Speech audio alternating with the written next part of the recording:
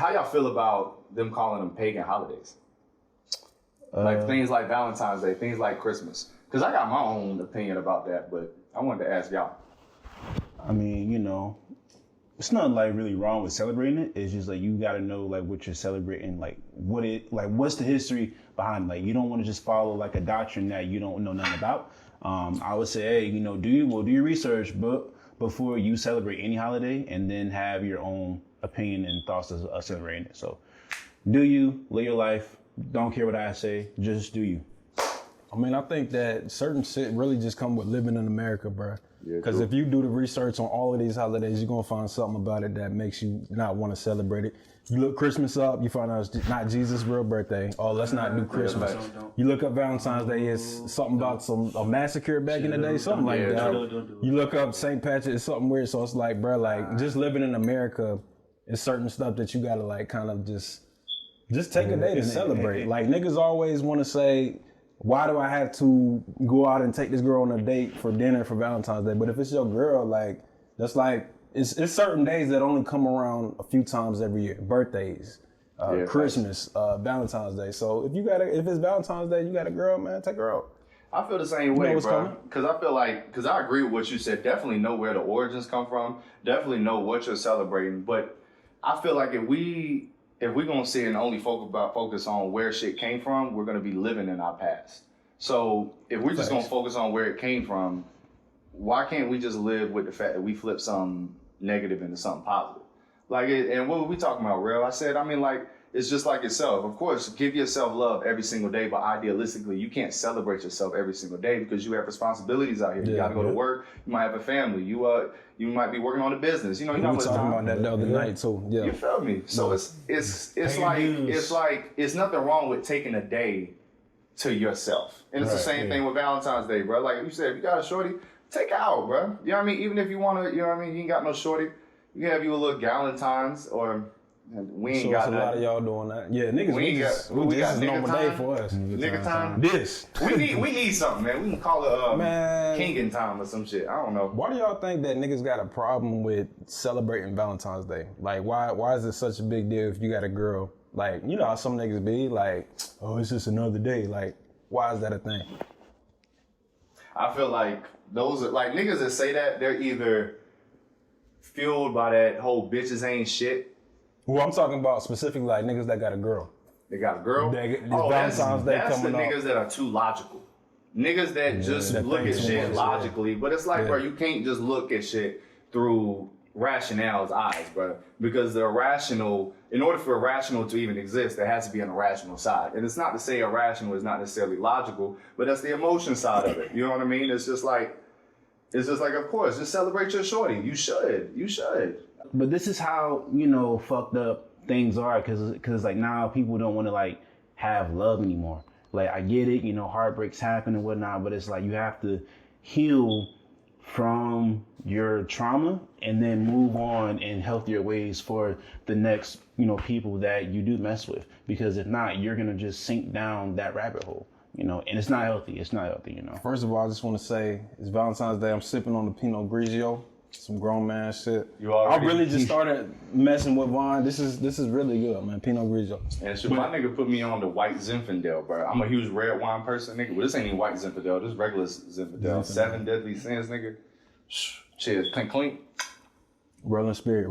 In spirit. But nah, bro, to respond to what you're saying, bro, actually, I think it's really just gonna get worse and worse with this whole mentality that like niggas be having towards Valentine's Day. Because I mean, I can kind of speak to it too. Like niggas have it's like we have a perception that girls just want to take from us.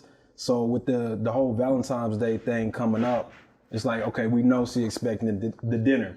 We know she's expecting the flowers, the chocolates, the roses. So it's like I feel forced to have to do this. So niggas just got that you know what I'm saying, that natural rebuttal kind of response to it. Right.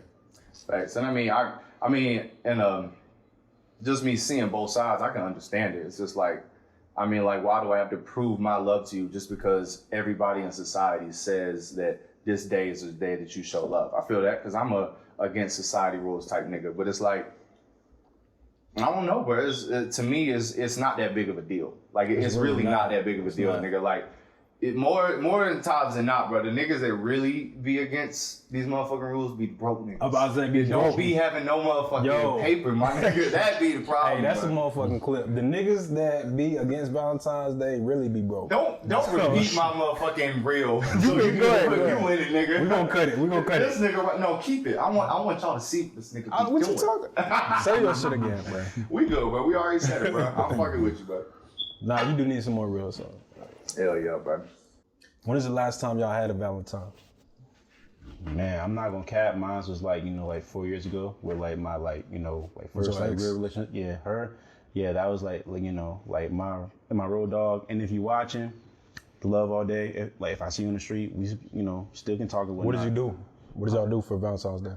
Man, we went out to like a nice restaurant or whatnot. Paint the scene for me, bro. Paint the scene for me. It was nice. It was like this Italian like restaurant. We there just having a good time, just talking. Reservations? Huh? Reservations? Yeah. Okay. Yeah, yes, sir. Like okay. Absolutely. And then after that we went bowling. We went down to Kings. Shout out the Kings Bowling. Kings. That's like the #1 best bowling, alley in Raleigh. Yeah. So we went there, and then man, it was at that time it was beautiful, but unfortunately, we didn't see things eye to eye, spiritual beliefs and whatnot. She's more like you. The Olive Garden? She's more like me. Yeah, well, she was more pro-black, and you not? Like I'm pro-black. Time out. Hey, listen. Explain your case, nigga. Let me talk my shit. I love my fucking culture. I do. Like, I really love the culture. I love Black History Month. I love what the great ancestors have done for me and whatnot. But, it's just me, I look at people as, human beings. I don't just look at like one race. Her, she was like strictly like pro-black. Like, I remember one time we was like driving and shit, and she seemed like these interracial couples like just like out, like this white woman and this like black man. She's like, she was extreme pro-black. She wasn't just she pro-black. was on that Umar shit. Yeah. And then she was like, I hate it when brothers just date Becky's. And I said, like he a grown ass man. Like she said brothers date Becky's? Yeah. And then like funny as shit. I'm like, like he a grown ass man, like he has a right to date and fuck where he wants to fuck. She's like, no, like the black race has to get and whatnot. So I'm like, yeah. She was on that Umar shit. That's a little too much. Yeah. You know what I'm saying? But so I get with that you experienced a little bit of heartbreak, right? When y'all split. Man, that was pretty heavy, and then came to find out, like she was, messing with somebody else. She's cheating on you? Low key, yeah. Damn, bro. Yeah, like a week later, and then like she told me right to my face, she was like, yeah, like I had him there like the whole time, and like my stomach just like dropped. God damn, like bro. This is why niggas say bitches ain't shit. I started like tearing up a little bit, but then I'm like, nah, like I'm not just gonna like do all that in front of her and shit. And then she just went her way, I went my way, and then it's life. It's life. Huh? Have y'all talked since then? Like a few times and whatnot, but she's doing her thing though. She's doing her thing with her nails and whatnot. So shout out to that. Hey, yeah. Positive black man, keeping it positive. Yeah, and I love he didn't talk shit about it at all. That's what's up, man. That's some key shit. Just being honest, man. Yeah, and then like a part of me still gonna like have that connection with her because we had like a really good chemistry. But love is love. Do what you do, and if I see you, we can still talk, but it's just, love is love. I don't like the, have that negative, motion there still, because it's already bad enough. So it's like, nah, man, we gonna break that cycle of just, seeing people that we used to love and then acting like they're just complete strangers. Like, what? I agree with that. Like, what? Like, I tenfold agree with that, because I feel like the way that we choose to move on with our relationships is completely toxic. We feel like most of the time that we have to hate the person that we used to fuck with, or we just can't fuck with them at all. You know what I'm saying? Like, I ain't saying you got to be best friends with them, but like, I feel like the most beneficial way is to move on with love, because when you move on with hate, when you move on with disdain in your heart, they can't feel that at all. What's the quote? Hate is a poison that only you feel, but you try to give it to somebody else. You know what I'm saying? There's no need to move on with hate, bro. I like to tell people to move on with gratitude and a sense of embracing, because at the end of the day, the thing that brought y'all together was love. You know what I mean? It was love that brought that connection together. Y'all had like energies and y'all bonded, and that's a beautiful thing. And that is what needs to be reminisced on. The only thing as far as negativity is concerned that needs attention is just the lessons that you need to learn from that. All right, I can't do this, I can't do that. I'm not going to put up with this. I need to fix this within myself. And then you move on with that. But never ever have hate or any type of negativity in your heart, because it's not damaging the other person, it's really poisoning yourself. So I'm going to give you some pushback on that, because I get it, man. So there's a quote called, "There's a thin line between love and hate." There was a movie made about it, and it's like, bro, like, I understand, because I understand that now. Both of those feelings, love and hate, are very powerful emotions. So it's like, if I wear my heart on my shoulder, if I wear my heart on my sleeve, and I'm pouring my all into this person, and this person does something to hurt me, what is the shit? Energy don't die, it just transfers. Like, all of that love. It's like we were talking about the other night. It's like, when you're in love, what's the quote, bro? I want to take your shit. Go ahead and break that down. We shit. Yeah, dang, it's a little early to be bringing up that. No, I ain't gonna hold you, but I'm gonna tell him. So, this really goes into what we're gonna be talking about later. The difference between being in love and being just loving somebody. The difference between love and being in love. So you can love anybody. You know, you can grow fond of anybody. But when you're in love with somebody, it's a certain stickiness, attachment, a dependency that comes with that. So when you fall in love, it's kind of like chopping off your leg, right? And what grows back is the love that you shared, because this leg is now dependent on this other person. And depending on how long you're with this person, the more body parts you chop off. You chop off your foot, your leg, your arms, your wrists, your elbows, to the point you might not even have a head, to the point where possibly your whole being is entirely dependent on this other person. That's what love is. That's what people mean. That's what a lot of spiritual scriptures mean when they say, when you get married, you become one. It's not that your bodies literally become one. It's because being in love, the highest level of that attainment, marriage is the real symbol for that. It's not a title. It's not something that can be given to you by church. It's not something that can be given to you by state or the law. It's a shared personal attainment of getting a certain frequency of connection with somebody. And being in love with somebody is pretty much just being inseparable. Which is why heartbreaks hurt so much. Heartbreaks hurt so much because when we cut off these people, now I'm sitting there, let's say I cut off both my legs for this person. Now I'm trying to walk around with no legs. You know how hard that is? And it's not, and then we try to find ourselves as if we can get ourselves back then. My nigga, that person is dead. That person's dead and gone because you destroyed that part of yourself for this relationship. And that alludes to your point, saying that, you know what I mean, moving on with that hate. You know what I mean? It's like, how can I not do that? Yeah, let me tie it on my point that I was trying to make. So the thing about love and hate, they're two strong emotions that basically have a thin line between them, basically. So like I was saying earlier, if I'm loving this person with all my heart, if I'm giving you my heart is on my sleeve. If you do anything to damage that, well, now it's like, hey, like Jalen was saying, I'm trying to get back to this person I was before you. But all that love that I have for you doesn't go anywhere, but it's not being acknowledged. It's being denied. So it's going to flip. My love, my extreme love that I have for you turns to hate. And that's why, like, when women be like, you know, like niggas try to holler at you or whatever, and then when they get denied, they say, fuck you. That's what it is. Like, it's both of those are strong feelings. There's a thin line between them. So if I'm out here, and I'm not saying that like niggas just don't be catcalling to just any girl, because niggas do that. But if it's like, yo, like if I'm really trying to shoot my shot with you and I'm being vulnerable and I'm approaching you, and then you just wave me off, you know, niggas gotta learn how to take the L, but some niggas don't know how to do that. So that's where that whole like, you know, fuck you bitch thing come around. Because I see a lot of women like, well, you just were in love with me, or you just were trying to talk to me, now it's fuck you bitch. Well, it's because you took my heart and you denied my emotions. And so that love transfers into hate.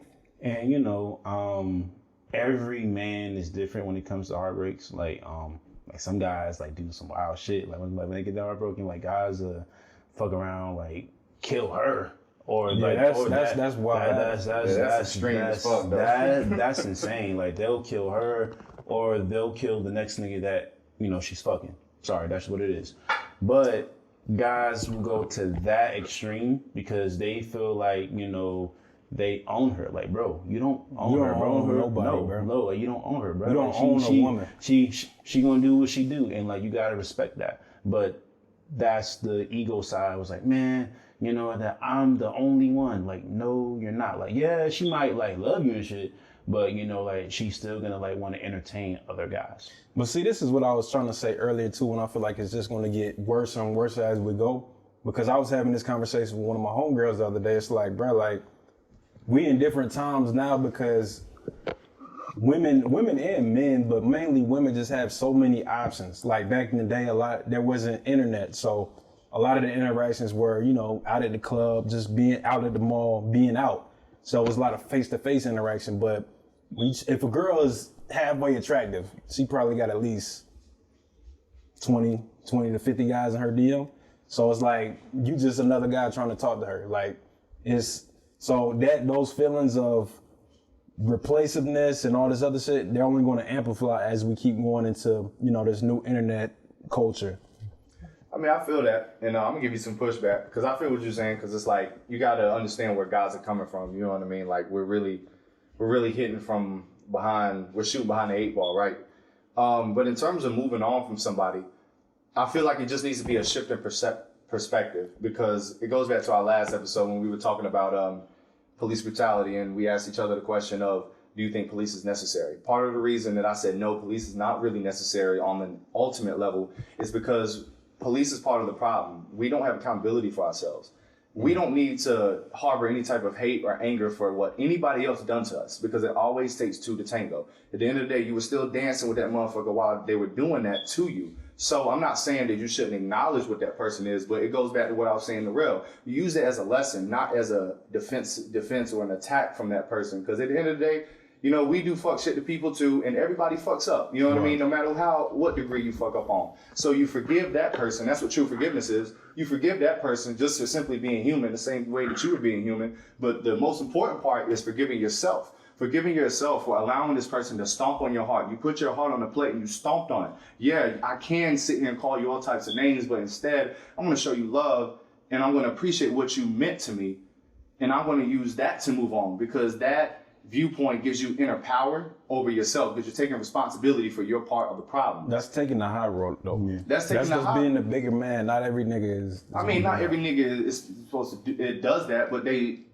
You know what I mean? Just because not every nigga does it doesn't mean that that's not what they should be doing. Right. Yeah, because the toxic response has become the normal response, and everybody's defending toxic responses, and that's all the culture is. All the culture is toxic response versus toxic response, and we don't want to get a solution. We just want to keep talking about the problem.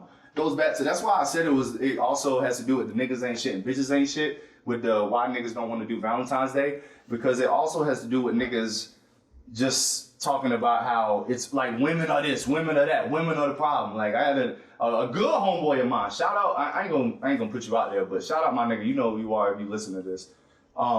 He said that, bro, I'm just convinced that women don't want peace. All they want to do is bring up problems. They just want to bring up problems. We don't even want to bring up problems. We just want to chill with you and lay with you, fuck you and hang out with you. But you want to sit here and like complicate shit. And I mean, I know y'all can feel that on a man level.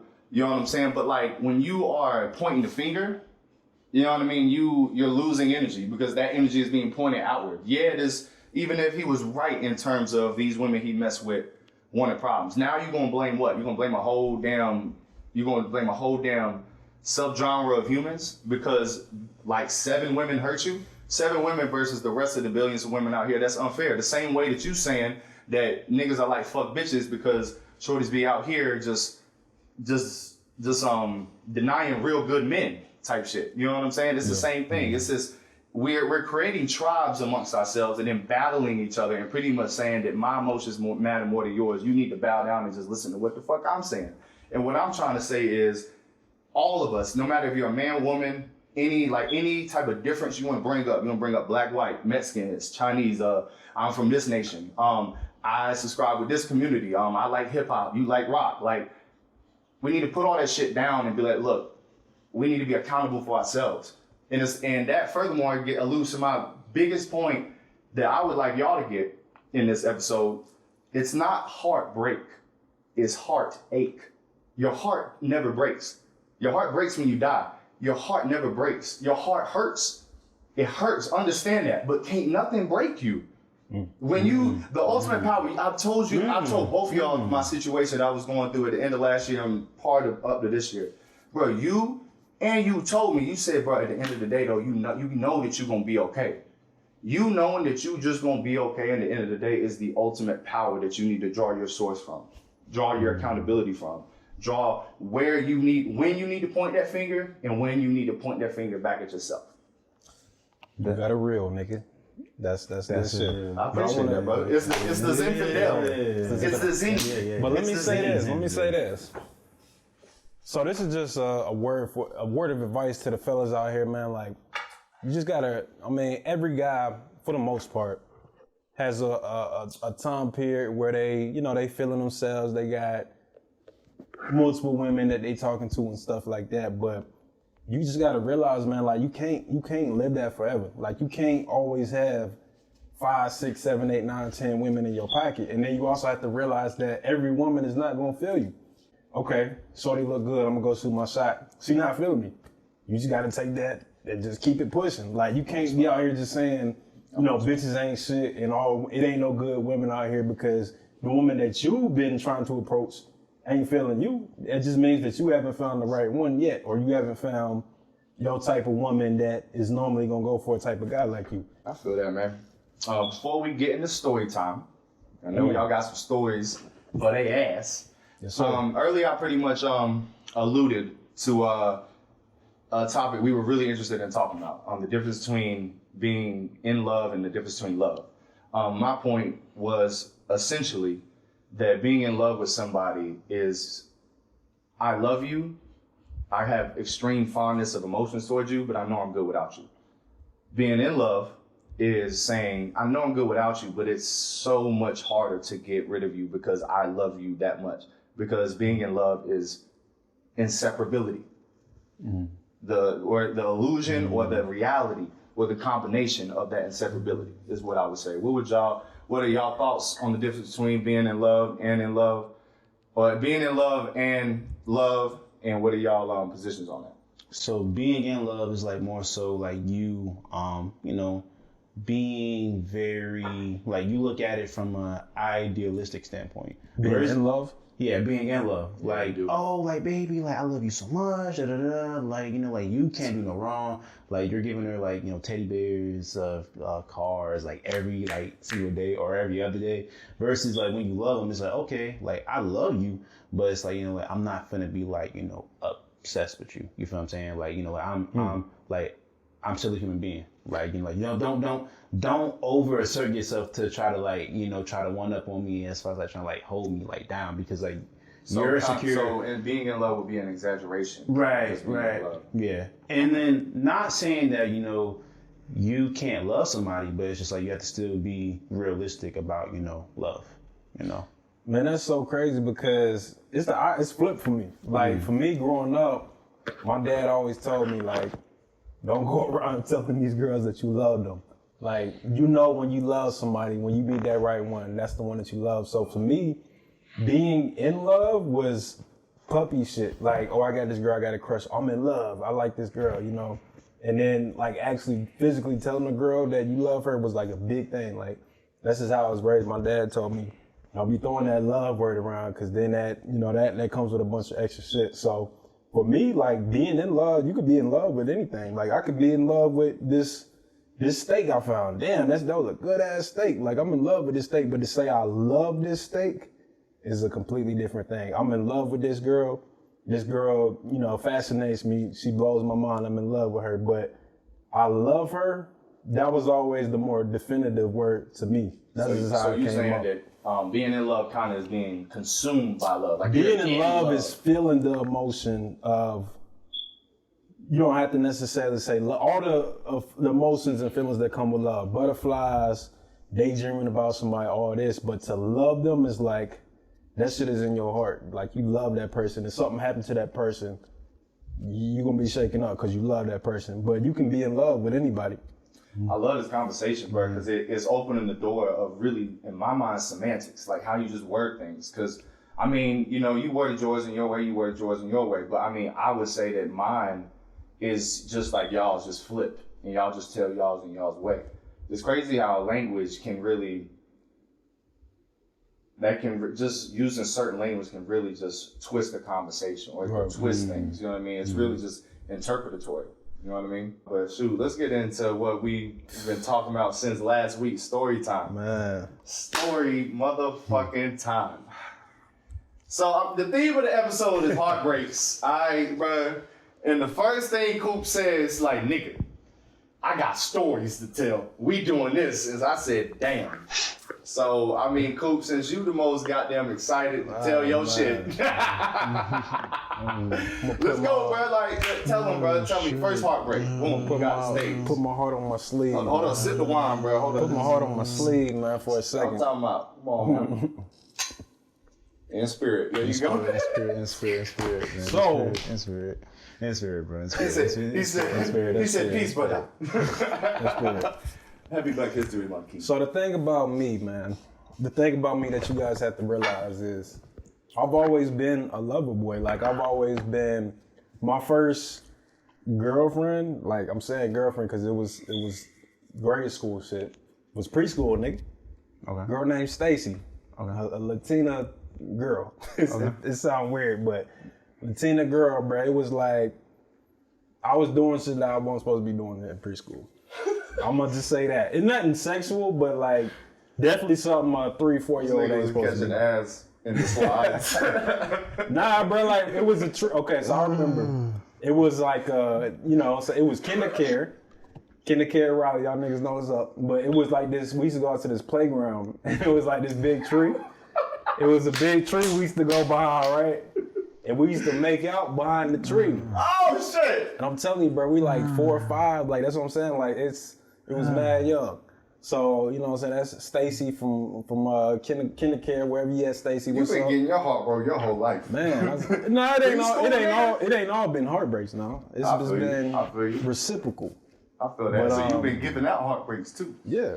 I don't take all L's, nigga. But that's puppy dog shit, man. Let me tell you about the real shit. So I guess my first story of real heartbreak, man, like where I really felt this shit, college, freshman year, right? Now, I've talked about this girl before. Of course, we're not gonna put no names out here, but this is the girl that really just made me fall in love with like darker skinned women because her skin was amazing and she was a very beautiful girl that I thought I was really gonna be with. But basically, man, like, so freshman year of college, you know, she was in my computer class, ISM. So, you know what I'm saying? I kind of scoped her out, you know, and I ain't gonna lie, I was popping on campus freshman year, so I knew a lot of people, I had a lot of options, but this girl was like, just like beautiful, like gorgeous, but I'll only see her in like computer class. So then like, I started seeing, I thought it was a girl that looked like her in the cab. So at some point I thought it was twins, like 2 girls. Then I found out it was the same girl later on. But anyway, dark skinned, beautiful, amazing girl, sweet personality, very attractive, you know, slid, shot my shot. We ended up talking. And there was a lot of drama behind this, man. I'm not gonna lie, because at that time I had guy friends that were attracted to her as well. And they tried to slide on her as well. One did, and that was the whole thing, but we ended up moving past that. I remember the story now. We ended up moving past that because, as Real would say, I was in love. I was in love, and I really just wanted to be with this girl, man. And the thing about Shorty, she actually was adopted. So she was, like I said, a darker skinned girl, but she was adopted by a white family. But she wasn't like an Oreo or anything like that, but it's just certain things about the black experience, I guess, that she wasn't hip to. Like, for instance, like for Easter, you know what I'm saying? Me and my family, we usually go to church on Easter. And, you know, I have the Easter dinner and all that stuff. So she hadn't experienced anything like that. And like I said, we started dating for real. We never made it official girlfriend and boyfriend because just being young and stupid at the time, I really should have. Well, actually, I don't know because the way it turned out, but we never made it official.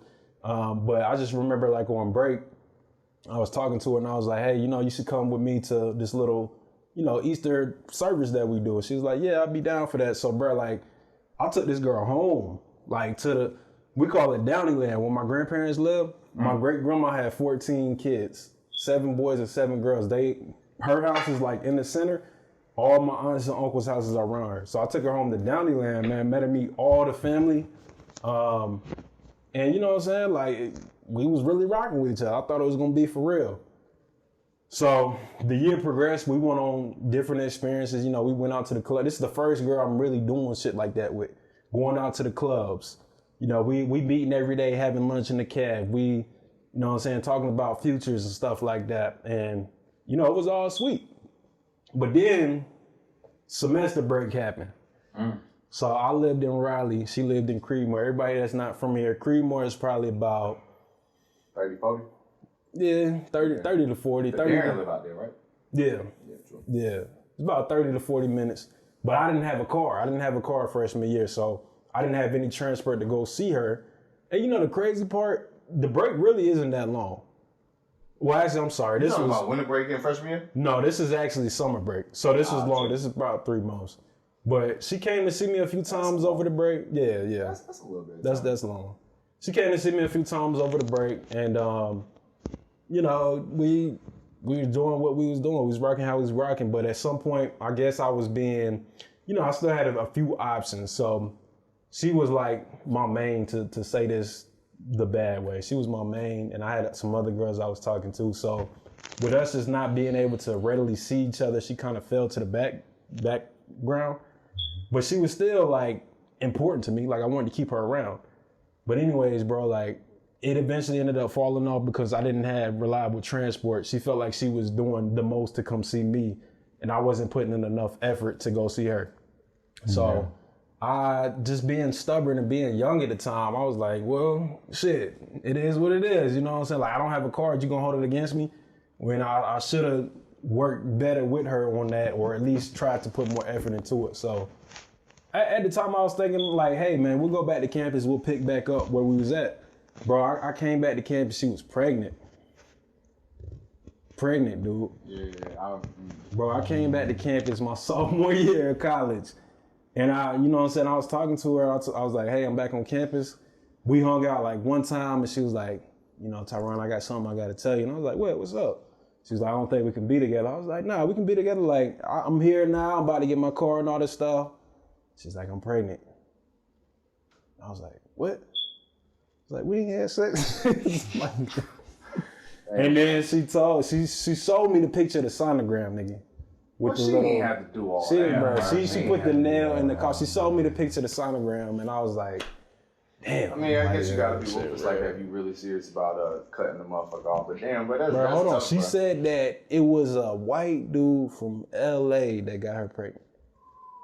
So some white dude from LA flew down and took my bitch and got her pregnant. And that was the end of that. My heart was broken. Damn, Yeah. Man. That shit hurt, man. That shit still, that shit still hurt. I ain't gonna lie. That's tough, but I mean, just, you know what I mean, y'all was still together at the time, right? Like while she got pregnant. Nah, we weren't together. Okay, but still, like, you know, that small amount of time and then you end up pregnant. That was only 3 months. Especially as a man, that's a tough one, man. I really feel for you, bro. That was less than 3 months. So I'm like, no. Shoot. I go ahead and just throw my first heartbreak out there. My first heartbreak, first and foremost, I say honestly, this person probably was the most important person that I probably will ever encounter in my life.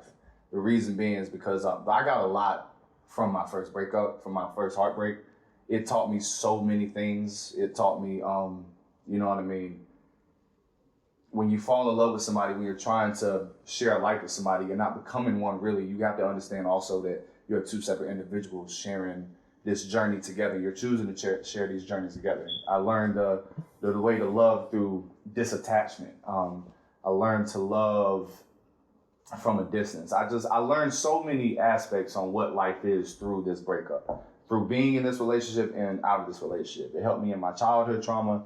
It helped me in just personal trauma I was going through at the time, even though it was a huge depression phase for me. But really, I mean, my first heartbreak, right, it was probably my greatest heartbreak. And it's not nothing like drama filled. It's not nothing like no crazy shit, because we really didn't you know what I mean, didn't do no crazy shit. We were just high school sweethearts, and we really didn't know what love was because we had no experience in it before. You know what I mean? That's why, and of course, your first love is always usually your best love. So I remember ended up being a summer, and we just ended up on the phone one day. She might tell the story different, but I feel like, you know what I mean, it was a mutual decision. You know what I mean? I feel like she might say that, you know what I mean, you pretty much called it off because at the end of it, she said, "Thank you for setting me free." You know what I mean? And that, like, she dead ass was just like, "Thank you for setting me free," because I don't think I could have set myself free on my own. And that shit hit me a little bit, but little did she know, I feel like I set you free, but I wasn't done. You know what I mean? Because I remember I pulled up to the crib and I tried to make a move, right? And like she immediately aggressively, like you know how you be laying down on the couch and then, you know what I mean, you try to creep your hand around type shit, you know what I mean? And then you know, be rubbing on shorty type shit, and she like just pushed my hand off quick, and then it was awkward, and you know what I mean, kept being awkward, and I ended up getting up and just leaving. You ain't know how to take that shit. And then the thing that broke my heart, because we ended up losing our virginity to each other. You know what I mean? I was on the phone with her, and I was essentially trying to get her back, and I asked her, I said, "Yo, I just have a feeling. Have you had sex with anybody?" Why she wasn't ask that shit, man? She wasn't trying to tell me because she didn't feel like I need to know. But like, I've always been that type of nigga. Like, I like to know, because the way, you gotta understand, the way I move in life is through honesty. The thing that has made me the man I am today is honesty with myself and honesty with those around me. I need to know the truth, and I need to feel the truth so I can be as strong as I possibly can be through all the obstacles in the road going forward. Was it necessary? I can't speak to that, but I would tell somebody that it probably wasn't necessary. But I pried it out of her, and she said yes. And that shit, like, that was a roller coaster of emotions, you know what I mean? Hearing that from the shorty you lost your virginity to, your first love, shorty you spent like, you know what I mean, 5 years with, you know what I mean, to hear that. Especially and specifically as a man, you know what I mean? Because when heartbreaks hit us, it's only when, I ain't gonna say only, but it's when you usually find out when she's moving on. She's moving on with another man. That's what, because men's love is a little bit more possessive than women's, I'd say. I say men look at women unconsciously like their property, consciously or unconsciously. So that really tore me up, man. But I mean, above all else, that was the most important person I think I'll ever meet in my life. Just exposing me to what true love is, and what real love is, and how it equates to everything else in life. Essentially, everything in life is love. Everything in life is a connection. That's all it is. And when you learn how to have that connection with everything around you, that's when really everything sprouts out like beautiful flowers, like beautiful trees, like just beautiful life. So did you finding out that she had been with another guy, did that like help you get over her? Or would you say that like, did that help in the process any better, like leaving her? I can't say if something happened different, because I never can know, but I can say that it did help me because I made it help me. Right. Because I have the attitude of gratitude most of the time. I try to see how I can benefit from everything. But it goes back also to like, man, I like to hear the raw truth. I want to hear the raw truth. Like Give me the real. I don't want you to spare my feelings. Don't spare my feelings. I'm like that with my friends too. I don't like being around sensitive people. I had a sensitive friend back in college a couple years ago, and he had a very important effect on my mental health because he was so sensitive. And he would like tell me how certain shit would piss him off and make him sad or angry or some shit. And now I'm like sitting there going inside talking about some what do I need to change? Little do I know I don't need to change anything. You just sensitive. You sensitive, and I can't take on your sensitivity because your sensitivity makes me sensitive. So I like women and niggas that are openly and honest with me. Like, bro, don't bullshit me, bro. You're not gonna hurt my feelings. The only time you're gonna hurt my feelings is if you've been lying, and then all of a sudden you want to tell me the truth. Like, no, be real with me. I want the raw truth. So yes, it did help me in the long run. That's good shit, Sage. Hell yeah. Ronnie. Brother. Man. Let's hear one, bruh. Come on, man. Bro got some crazy stories, I just want to say. Come on, real. We had a little pre-meeting before this, and I don't know how much he gonna tell y'all. Just that man. Hey, bro, be honest. Man, be honest, nigga. Listen. So I would say like my very, like first love, was a chick that I met, like, back in school, like back in 8th grade, 7th grade, and then continues up to high school. So give us that, and then give us like your first true love, like where y'all was really doing shit for real. Okay. Go ahead. So yeah, it was back in those days. I went to East Millbrook first, and then 6th grade. That's great. Then, well, I know, bro. All schools in Raleigh, bro. East Millbrook was the trenches. You know what I mean? It was the fucking trenches. Bro. It was. But that's a whole nother tour. But I transferred out to East Wake, right? So East Wake is like, the northeast. sticks. Huh? East Wake is like the sticks kind of, right? Yeah. Like it's out there kind of in the country. Yeah. So, I was new to the neighborhood, and then, I'm just a kid, had on like a black hoodie, I go to the back of the bus, because I'm still trying to like find myself. And then like middle school was awkward. Yeah. And then, like we both stayed in the neighborhood, and like we talked on the bus. Next thing you know, we find out we both stay in the neighborhood. So we always, and she was very, athletic too. Like she played, basketball, football with her brothers and stuff. Because, it was just like her moms, RP to her moms, her moms, and her brothers, like, so she kind of had like, that, other like masculine side. Yeah. Tomboys vibe. But like, she was still, she had feminine like traits. Like she was still, very respectful and whatnot. And, things were good. Like we had, our disagreements and whatnot. And we went out to the park together. Like we did damn near everything together, like being young. And I said, man, like I think I really like found like the one. I really thought like she was the one. That's how I be, bro. Yeah, that's really how I be. Yeah, because like we both saw, well, we both had like the same like vision about like life and whatnot. And still to this day, like every now and then, like we still do like talk, because like there's no bad blood. At first I was like, like mad, because I said, damn, like that, why would she do that? But now me being like a full grown man and adult, I said, okay, like it's no bad blood. Like she still asks about my family, asks about her family, and I even still talk to some of her brothers. So, it's no bad blood and whatnot. It's just like she was my very first heartbreak. And she told me, she was like, hey, Jarrell, like I love you and whatnot. Like after we just got done, just being out and about. And then she sent me a text saying it's over. So I'm trying to call her, and she didn't pick up the phone. So I'm like, damn, like you just gonna like not like talk to me. But you were still gonna see her on the bus though, right? Mm-hmm. But so, like we just ignored each other, because like she didn't even like have like nothing to say. I mean, y'all were kids, and it's kind of, it is an awkward situation. So I mean, I got you. And then she was messing with somebody else. So I said, damn, like it's tough. But now, salt in the wound. Yeah. Can we just put this out here? I think that women rebound a lot better than men. And niggas not gonna say that, because we niggas and we got pride and ego. But it's much easier for a woman to rebound than a man is. Yeah, I ain't gonna say it's. I'm not gonna say it's easier. I think that they handle it in the better way, because I disagree with that. We fuck bitches as soon as we get broken up, and then we handle our emotions after the fact. We see that then they moved on. They handle their emotions, and then they move on to another nigga. Because it goes back to our love is more possessive. Women, like, a woman's bonding for you, bro. And see, that's the thing that niggas know. A woman will ride for you. A woman is down for you. She'll ride to the death for you. Like but honestly, most women will be a ride or die. That's why you see women out here putting up with all this crazy shit, because they ride for theirs. Niggas don't do that.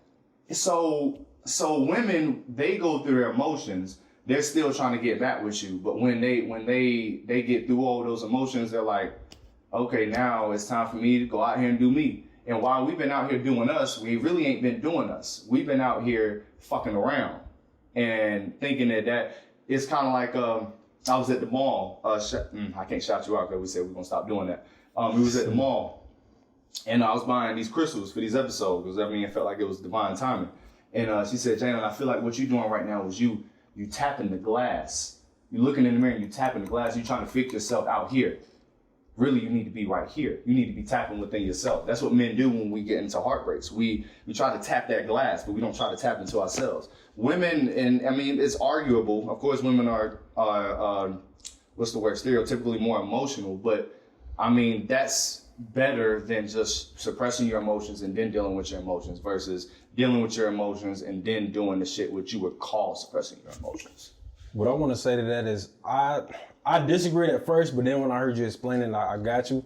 Because I think that when women break up with somebody, the first thing they do is go to somebody else. Because it's kind of like, fuck that nigga, or women just don't like to be alone. Like, so when they break up with somebody, they not going to stay single and just alone. They going to go find somebody else to fuck with. Men, when we break up with somebody, that's if they we break kind up of with just you, gotta, yeah, but when we break up, if we get broken up with, we kind of just gotta eat that.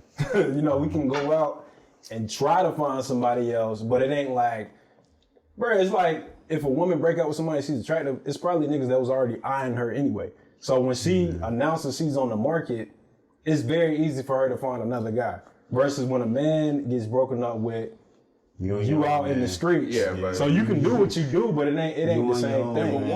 A woman is not gonna break up with you until she's 100% done with you. That is a fact. I agree with that. Hell yeah. The game second round, dog. Because man, we had to. If you do it right, you're supposed to process all the shit we was talking about earlier. You're supposed to process your emotions, find yourself back when you break up with somebody, and then go out and find somebody. But like I said, women don't like being alone, and they don't have to be alone. They have so many options. So you see some women that kind of like take the time to process that once they broken up with somebody, but a lot of the times they got people waiting on them when they back in the streets. So when they're single, I'm not gonna say back in the streets. True. Let's do the second round of stories, man. What you got for me, Coop? What you got, nigga? All right, man. Scratch his nose. So. Asterisk. So this actually might be the first heartbreak I had, man. Man, this is funny as shit what we doing, man. I swear to God. This is peace of mind, bro. Y'all getting real from I hope y'all appreciate us being vulnerable like this. You know what I'm saying? You don't get this from niggas every day, man. For real. But dog, 8th grade, man. Okay, 8th grade, right? So like we were talking about earlier, middle school was kind of weird for me because I grew up in schools that were they weren't necessarily like white schools, but they were like neighborhood schools. So it's kind of like mixed. Then I started going to school downtown, which is like in the hood. So it was like a whole different. Shout out to that high school. Shout out to Ligon. Yeah. Shout out to Powell Elementary. Shout out to Ligon. Shout out to Enloe High School. You know, it was just a switch up for me because the type of black guy I am, I'm not a hood nigga. And all black people ain't from the hood. So it's like, I'm not a hood nigga, but I'm going to school in the hood. So most of the black people I see are like hood niggas. And I don't relate to that. So I was kind of hanging with like a different crowd. You know what I'm saying? Like, it was weird. I was trying to find myself, man. But, relatability. Wow. Exactly. My nigga was the coconut. Whatever you want to call it, bruh. And then niggas that know me know. Like, niggas know, okay, he was a different nigga back in middle school, but that was middle school. So, you know what I'm saying, 8th grade, right? Y'all know the little science project where you got the egg and you gotta partner up with a girl and y'all gotta watch the egg, make sure it don't crack. Bro, tell me why I got partnered with the baddest, thickest girl in the class. And we talking about 8th grade. She was dumb thick. And I was like, damn, like I had already seen this girl before and I had a crush on her.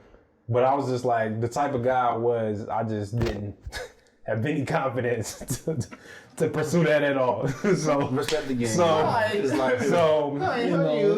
I would have been on some shit like that. I'm Tyrese. But anyways, it's same here, bro. Respect that, bro. But I grew into my confidence. I grew into myself a lot, bro. For real. But everybody can relate. Real niggas can relate to that. You ain't been a real nigga all your life, nigga. Fuck that. But bro, we got partnered up. Growing pains. Yeah, the growing pains. We got partnered up, bro. So she was my partner to watch this egg, right? And I always kind of like had my personality, like a funny. I'm not no damn comedian, but I like to crack jokes and shit. So I've always been that type of person. So like once we got partnered up, and she saw kind of like my personality, my real personality. You know, I noticed that like we kind of started advancing and it was kind of like more than just partners. And then it got to the point where we became boyfriend and girlfriend. But the thing about this girl, she was like she wasn't even like all that hood. She had a little hood in her. She was just kind of weird, bruh. Like she was one of them girls that would put like a choker necklace on and weird girls. Got the brother. Them bitches wear the chokers, the emo girls, the psychics, the motherfucking girls is in the really into crystals, not just be like, I reposted this. No, like the shorties that's really into crystals. I follow bomb pussy, bro. Oh my god. Bro, I follow this girl now. Every day she posts like some super spiritual card reading Gemini. She a Gemini, so she crazy. She like one of them type of girls. Yeah, she crazy. So, you know what I'm saying? She was that type of girl, and I was like, just kind of, you know, taking it in. I was like, oh, that's her or whatever. So we had kind of like this mutual friend, right? We had this mutual friend that was a girl. So she kind of was like more so my speed, the type of person that I was. So we bonded a lot. So we had we never did anything. It wasn't like that. We just was tight because we more so related. And then the wild girl was my girlfriend. So, you know what I'm saying? I knew she kind of liked girls a little bit. And I was like, okay, that's cool. That's cool. That's different. But so, bro, like, I just remember, like, it was one day. I remember her, like, I think we was doing after school or something like that. And, like, I was going to meet her, like, in the halls after school or something like that. She was in the bathroom for a long time. I just remember that. She was in the bathroom for a long time.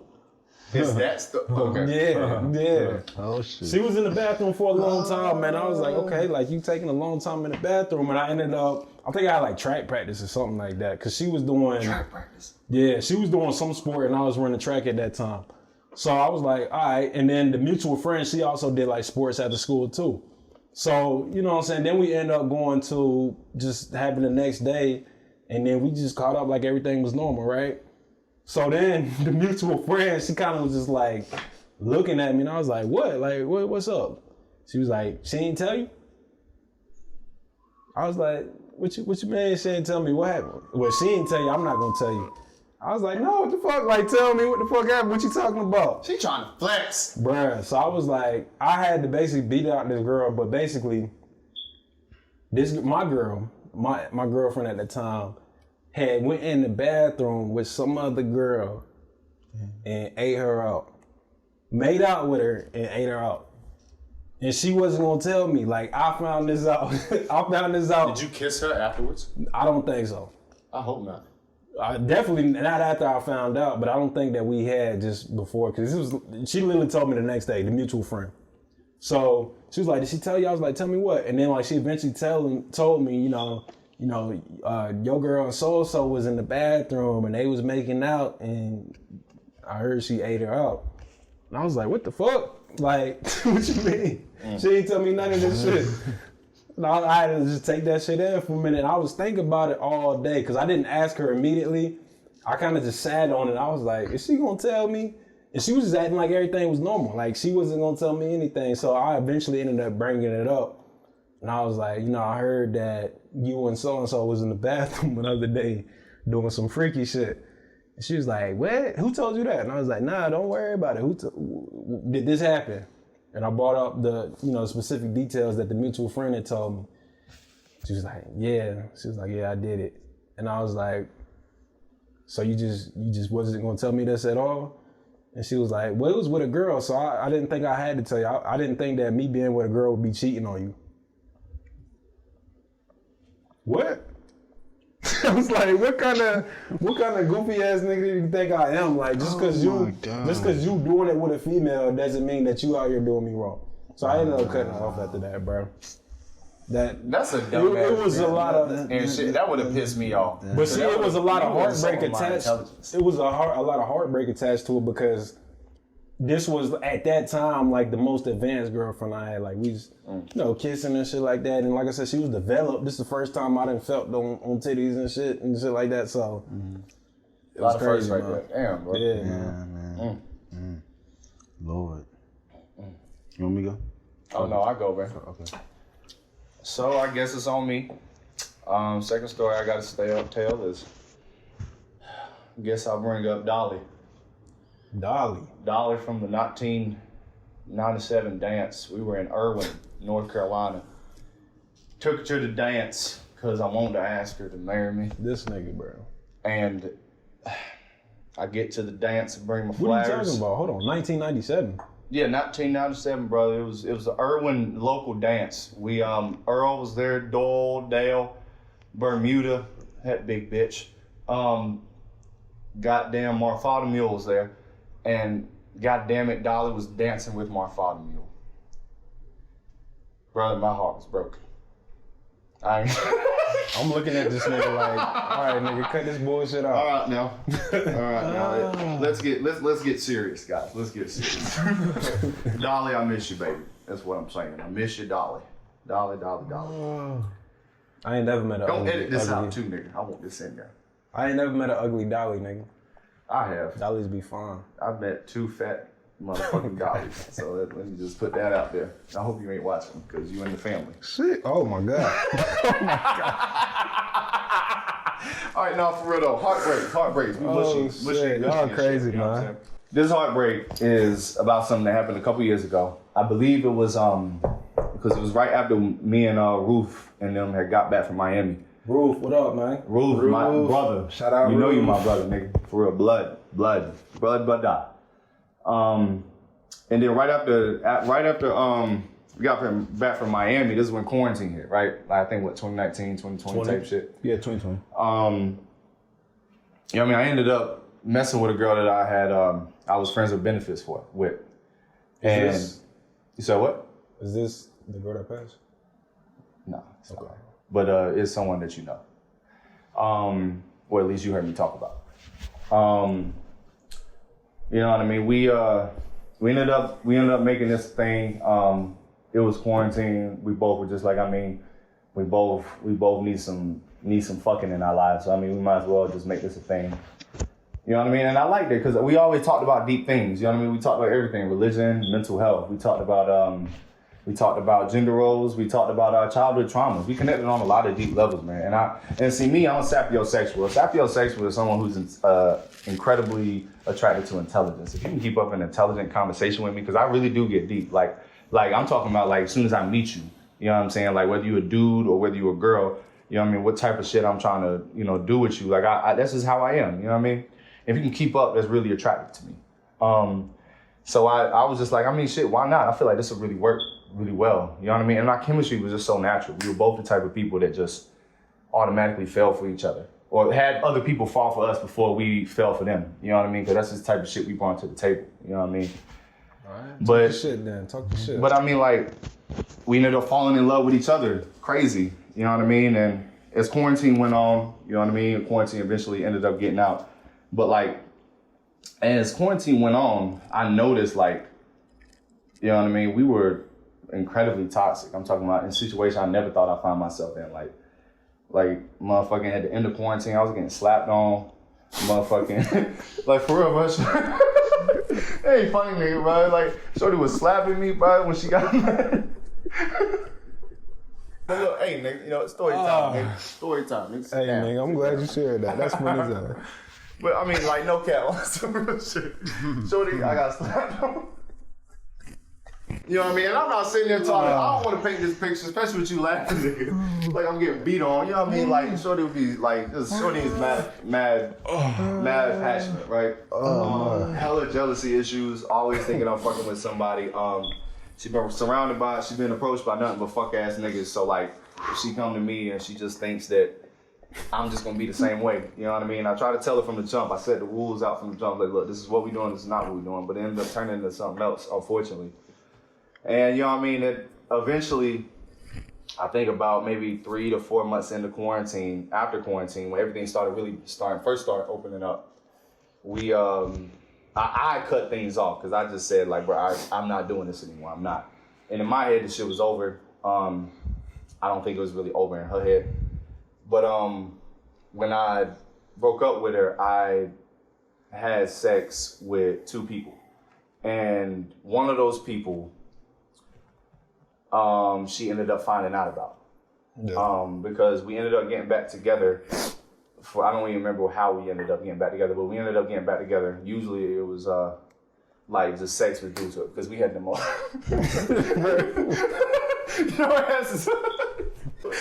I'm trying to listen, man. Bro, you trying to hold that laugh in.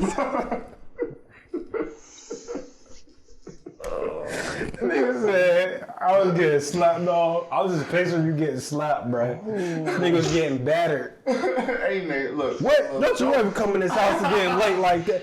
Nigga, bitch, I called you, nigga. Don't try to play me like that. Nigga, I ain't never got slapped on. I'm just saying. Hey, look, nigga, look. Hey, look, real shit. I got slapped on. And, motherfucking, I mean, we ended up getting back together and I woke up one night, laying on the couch. Imagine me laying on this couch, my big ass, right? Slump, nigga. We left the bar earlier she woke that you up night. with a slap. And then, no, she didn't. She, on some real shit, she, what'd she do? She woke me up by, like, tapping me. And she said, Jalen. She said, how long have you been fucking with so-and-so? And I'm like, half That's asleep. always the worst when they find out first, too. I fall half asleep, and I'm like, I kind of wake up and I hear it, and I'm like, I knew it was going to be some bullshit. And it's not, I won't really worry because I know I never cheated on this person. You know what I mean? Like, I knew I never cheated on you, so I knew I really ultimately, like, you mad, I know what you mad about, and I know you have a right to be mad, but I mean, like, I never did you any wrong. You know what I mean? Within the relationship in that parameters. You know what I mean? So, and like, it turned into a whole thing. The whole night was just like an argument, screaming. You know what I mean? And with this person, you even told me, bro. Because I mean, I've actually, this is the first time I've told you this. Like, you've heard this before. And you were like, bro, you such a positive, healthy person. I don't see you in this type of toxic situation. Matter of fact, I remember a mutual friend of ours that literally was a person that I despised at first, and she despised me. She literally came up to me and said, that girl don't deserve you. This girl, I'm talking about, she hated the person that I was, and I hated the person that she was. Yeah. I think this person was one of the most negative people I've ever been around in my life. All she did was complain and talk shit. But we ended up vibing on some, both going to the gym type shit. You know what I mean? Shout out this person. And this person even said, like, yo, like, she doesn't deserve you. You know what I mean? Like, you, like, for real, like, you're a good man. You know what I mean? And I'm not bragging on myself. I'm not saying this just to say it. Like, bro, anybody who has a conversation with me knows what I'm built with. I told you earlier, I live with honesty. What you see is what you get. I expose myself. Why? Because I'm not scared of what you see. If you want to talk about it, talk about it. If you want to gossip about it, gossip about it. But at the end of the day, this is what you're getting. You're not getting no filtered version of me. You know what I mean? I refuse to do that. So, Facts. You know what I mean? And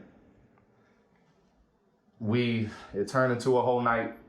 You know what I mean? And after that, we messed with each other for a little bit after that. But after that, honestly, like, we had sex with each other a couple times. But after that, I eventually was just like, I can't do this anymore. You know what I mean? And it's crazy because that type of heartbreak was different because it's like, it was conflicting. Like, everything I'm talking about, moving on with love. It was hard to move on with love because I didn't like mostly how I allowed myself to be treated so... How could I allow myself to be treated? Yeah, you know what I mean? How could I allow myself to be treated this way? You know what I mean? Fuck you. Like, okay, you were just damaged. And you hurt people, bleed on other people. You know what I mean? That's all it is. You know what I mean? That's just being human. It's not attack on a character. It's just, you know what I mean? That's just what happens. You know what I mean? Yeah. And I had to grow into like I had to grow into my proper response to it. I had to grow into my moving on.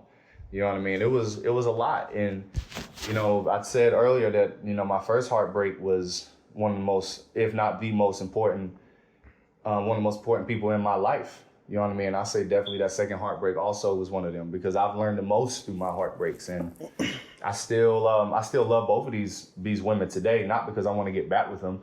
I definitely don't want to get back with either of them. One, because I just don't know what type of people they are today. You know what I mean? Of course, I miss I ain't gonna say I miss what we had, but you know what I mean? Like, you miss the person, the people y'all were together. Exactly. You can't keep that idea of who that person was when y'all were amazing in your head because they've also grown to be other people. And I discovered that, and that's actually gonna be my last story. That I'm appreciative of you guys. You have to be, because that's going to allude to my last story. Like, I tried to basically get back with somebody, and once I finally put the work to get back with them, I realized you're not the same person you were when we were together. Yeah. So definitely, you evolved. Right. Well, shit, nigga. Before we get to your last story, thank you for letting me get my story out, nigga. Shit, hey, man. How about you, Relly? Man, Tell me, I man. had We a here. lot of rejection heartbreaks. Shit. So Tell us, bro. I remember one time, this chick that, we was talking like back in high school. I'm not gonna say your name, but you know who you are. If you know, you know. Yeah, if you know, you know. We met. We both did, track, cross country. She ran for a different school. And then, me being at Roseville, shout out Roseville High School, and we just Going to high, whooped y'all ass. every Rams. Once a Already. Ram, always a Ram. Tootsie 2 times went to Roseville. What up, Tootsie? year. Trojans, stay strong. Fuck you talking about. But like we've met just like running track, just in one of our hobbies and whatnot. And then eventually I got her number. We started talking, blase for like a good a year and a half, going on like 2 years. So me, I'm thinking everything's sweet, fine, and dandy. So What kind of talking were y'all doing though? Was it friendly or was you trying to like apply the pressure? both, yeah. But I didn't apply enough pressure because I didn't. Well, You apply friendly pressure. Yeah, because at that time period, I didn't want to come off as, as like that kind of like dude. Because I was like, she seems like a respectable woman, like based on how she carries herself and You was whatnot. being too friendly.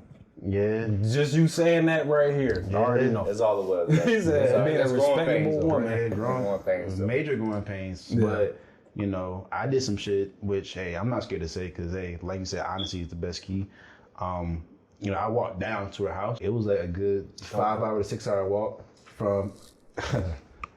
Nigga, Yeah. are you telling me that you walked? Yeah. You didn't catch an Uber. Nope. You didn't catch a ride with your uncle. How old were you?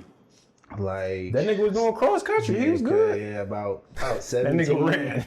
Like 17. Yeah, bruh. I was, yeah, but I used both. Where you these walked hands. 5 hours?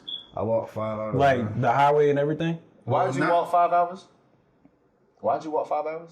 Cause I really thought that, that we had something going on. Did you think you was gonna get some pussy? I thought so. That's the only reason a nigga walk 5 hours. Plus, she was giving me that kind of energy. So me, I'm okay, cool. So I walked all the way down there, bro. It was the new trail, dog. I seen like a white gray wolf. I said, what the fuck is that? The fuck?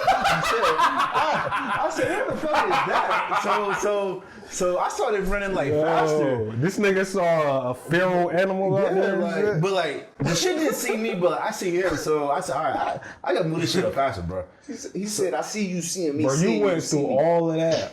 All that, bro, and then I didn't get nothing. Listen, I crossed the intersection of New Bern Avenue, bro. Like, you know how busy that shit is. Past that fucking food line, walked all the way down, and then she came outside. She was like, "What are you doing?" And then I said, like, "What you mean, Wellman?" She said, "No, like you gotta go." So me, I'm like, "Hey, yo, like that. I thought everything was what she see." She said, "Nah, like my pops is over there. Like my pops out of the house." So I said, Did you walk 5 hours back too? Did you catch an Uber? "Nigga, I walked 5 hours." Oh my God. Bro, this man wasted half a day trying to get some pussy. Hey man, Hey man, we ain't got. But that's 10 hours, dog. We ain't got to clown the nigga though, man. Man, You know what I'm saying? that's crazy. I mean, I'm a real nigga, but I respect you. I respect you for telling that, bro, because a lot of niggas wouldn't even tell that story. But That's a heartbreak. Did Did you get something to eat at least when you got there, man? You would have need some water. Nigga, she came out. She ain't water, No. butter? I texted her. I said, "Hey, I'm outside," and then she was like, she said, "Hold on." So she runs outside, and then she said, "Hey, you gotta go." I said, "Whoa." Like she said, "No, like that, cause like my dad inside the house, inside the house." So I was like, "This like word, like that's like I thought it was." I really thought it was like a genuine. Did you tell her that you were like going to come though? Like before you started walking, you said, "I'm about to be on the way." Yeah. And what did she say? She didn't give me pussy today. And then she was like, "Oh, okay." Like just That's fucked up, bro. Okay. Yeah, bro. Like, what did she say to you? Yeah, that's fucked because up. she owe you, bro. You walk 10 hours at night. You need some pussy, and you need it now. Man, wild as hell. shout out to her. Like, and she she's cool. Like she like, you know, once you like know her, well once I've like known her for a while, you know, she's cool. Shout out to her. She's doing her thing still. So again, I have no bad blood again because I don't believe in carrying you know, like negative vibes. So but it's all love though. But yeah. Damn, bro. Yeah. Yeah, Man, that nigga said I saw a great wolf. Bruh, that fucking wolf that was the same color as that shit right there, bro. Swear to God, it's the fucking light. That shit was glistening. Like that fucking wolf was glistening. Saw a celestial wolf. Nigga, you saw an angel. Nigga saw. But like I ran fast. I said, oh shit, like I gotta go like faster because I'm not gonna be getting eat the fuck up out here. Surprised you ain't get it up because you know when you run, that's when the that's when they chase you, right? Especially dogs. Let's just be grateful that Rail is here. Rail is here. He's living. He's breathing. He's with us in spirit. That's a hell of a story, man. Yeah, bro. That really happened. But like, on the way back, like I was just like pissed off because I said, damn, like that. Why would she just like put it on like in front of me like that? Like you know who I am. Like we both like, you know, ran, you know, like, you know, track cross country together. Can I ask you a question? I ain't gonna cap, but did you beat your meat that night? No. I would have beat my meat. You got me fucked up 10 hours for some pussy, and I didn't get no nut. Nope. I ain't gonna cap. I couldn't talk to a girl like that after that. If I didn't walk 5 hours and 5 hours back. If I told you I'm coming and I'm walking 5 hours and I get to the door, you said you gotta go, then I gotta walk 5 hours back, I'm never talking to you again. Yeah. So you definitely the bigger man for that. I would have had our pops drive me home. Like, look, your daughter was promising pussy, she ain't delivered. Drive me home. Right. What you talking about? Beat her ass real quick and then take me home. Yeah, but me, you know, hey, I always have like, you know, the high road mentality because again, I don't like to carry, you know, negative shit. So we you know, like we're still like cool to this day. It's just like, you know, we still talk like every now and then, but yeah, it's life, you know. That's good that you're moving on like that, man. That's the most beneficial way because that's really traumatic. That's a traumatic story. Most niggas, you know, they're not gonna be that like blunt. Yeah, I'm not that nigga. I'm not gonna lie. I'm not that nigga. So yeah. And fuck that fucking troll. You feeling good, nigga. Man. Fuck that troll. Bro, leave that troll. Leave that troll. You need to let go of that. That was 3 episodes ago, dog. Yeah, I'm dead. I got one more for y'all, man. This nigga been talking reckless, bro. This nigga is leaning off his Pinot Grigio, bro. I'll say the best for last. I'm gonna say that. Yeah, I know this story. I was here for this story. Pull me up, nigga. Hold on, you want me to pull you up, nigga? That Valentine, man, I just want to take this moment that really, I really have been noticing the signs around me. 7's in the head. My nigga said, which one you want? Of course I want the 7 deadly sins. Fuck is you talking about? Like when he told me this shit, bro, like I was coming back from Atlanta. This is TV shit, bro. No. Can't make this up. It was going on while I was in Atlanta. Oh yeah. I just want to say, bro, this is all real life. This is no cap. You can't make this shit up, man. And he can attest because he was there for the whole thing. And I'm gonna say something to you. Once the story is over. It goes to the conversation we had. Because I definitely took a lesson from it. So yeah. Yeah. So I just want to say, before I tell this story, to the girl that I did this to the other girl too, I'm sorry. I apologize. You know, me and my ex have had a conversation about this. We both know that it was some young, immature shit, and you know, it's all love from here. I hope. So basically, man, college, junior year, you know, I had finally settled down into a relationship, and it's something I had been wanting for a while. I had been wanting to belong to somebody and have a union with somebody. So when I found this person, I was very happy because I felt like they complimented me well. You know, they we shared a lot of the same ambitions because we met around the time that like Nipsey had just passed.